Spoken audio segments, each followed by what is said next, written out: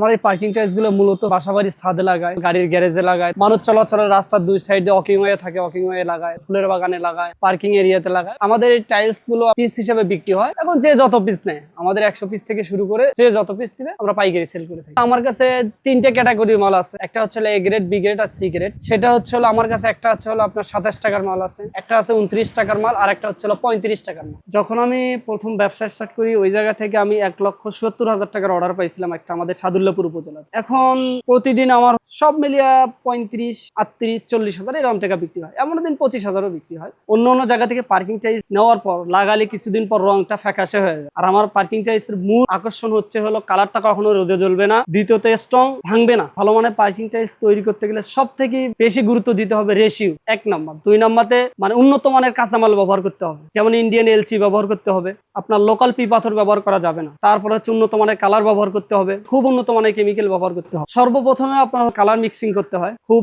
যত্ন সহকারে এবং দক্ষতা অনুযায়ী কালারটা ভালোভাবে মিক্স করতে হয়, কারণ কালারটা সব থেকে গুরুত্বপূর্ণ জিনিস। কালারটা মিক্সিং করার পর প্রথমত আমরা কালারটা ভাইব্রেশন টেবিলে একবার ভাইব্রেট করে নেই। নেওয়ার পর সেকেন্ড লেয়ারের জন্য আমরা সেকেন্ড লেয়ার ঢালাইটা কংক্রিটটা মিক্সার করি এবং ওটাও যত্ন সহকারে মিক্সার করতে হবে। একটু মিক্সারে কম বেশি হলে মালটা দুর্বল হয়ে যাবে। তো মিক্সিং করার পর ওই মালটা আমরা সেকেন্ড লেয়ারের উপরে দিই। তো সব মিলিয়ে এখান থেকে মালটা আবার স্টোর করা হয়, স্টোর করে 4 থেকে 5 দিন রাখা হয়। রাখার পর 5 দিন পর আমরা ওই মালটা জায়গাতে খুলি আমরা ওটা বিক্রির জন্য প্রস্তুত হয়ে যাবো। আমরা একদম নিম্ন ফ্যামিলির লোক, তো একটা চাকরি নিতে গেলেও 10-15 লাখ টাকা ছাড়া এখন চাকরি হয় না। তো আমার বাবার ওইরকম আর্থিক অবস্থা ছিল না যে আমার 15 লাখ বা 20 লাখ টাকা দিয়ে একটা চাকরির ব্যবস্থা করে দিবে। তো ওই জায়গা থেকে আমি চিন্তা করছি, আমি এসএসসি পাস করার পর আমি নিয়ত নিচ্ছি যে আমি চাকরির পিছনে না ছুটিয়া আমি নিজে যদি কোনো ব্যবসা বাণিজ্য করতে পারি বা ভালো কোনো কর্মসংস্থান করতে পারি, তো ওই জায়গা থেকে তাহলে আমিও কাজ করতে পারবো, আমার পাশাপাশি আর 2-4 জন ভাই এখানে কাজ করতে পারবো।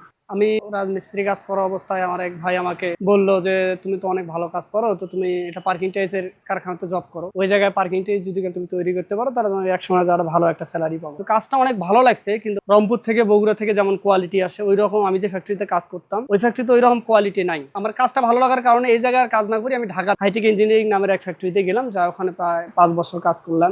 5 বছর কাজ করার পর আমি নিজের ব্যবসা চালু করার একটা সাহস পেলাম যে আমাদের গাইবান্ধা জেলাতে ভালো টাইলস কেউ পায় না, আর ভালো পার্কিং টাইলস নিতে গেলে হয়তো রংপুর থেকে আনতে হয়, নয়তো বগুড়া থেকে, নয়তো ঢাকা থেকে আনতে হয়। তাহলে আমি এই জায়গায় যদি একটা ভালো একটা প্রতিষ্ঠান গড়ে তুলতে পারি তাহলে অবশ্যই আমাদের গাইবান্ধা জেলার মানুষ আশপাশ জেলা থেকে এসে অবশ্যই আমার কাছ থেকে পার্কিং টাইলস নেবে। এই আশাটা রাখিয়ে আমি আমার নিজের চেষ্টাটা সামনের দিকে অগ্রসর করছি। ব্যবসা শুরু করতে সর্বপ্রথম আমার শখের গরু ছিল একটা, ওদের থেকে 5টা গাভী হয়। হওয়ার পর আমি 5টা গাভী বিক্রি করি, প্রায় 4,70,000 টাকা বিক্রি করি। তারপর 2 লক্ষ টাকা আমি লোন উঠাই, তো ব্যাংকে 1 লক্ষ টাকা ছিল। সব মিলিয়ে আর কি প্রথম ভাবে স্টার্ট করতে আস্তে আস্তে অগ্রসর হই। তারপর বাবার জমি ছিল, ওখানে কিছু বন্ধক রাখিয়া সব মিলে আর কি 14-15 লাখ টাকা নিয়ে আমি প্রথম স্টার্ট। আমার ভবিষ্যৎ পরিকল্পনা হচ্ছে এখন বর্তমান 5 থেকে 6 জন 7 জন 8 জন কাজ করতেছে। আমার সামনে মনে টার্গেট আছে যে আমি যদি ব্যবসাটা একটু বড় পরিসর দাঁড় করতে পারি, এই জায়গায় 15 থেকে 20 জন শ্রমিক প্রতিনিয়ত কাজ করতে পারে।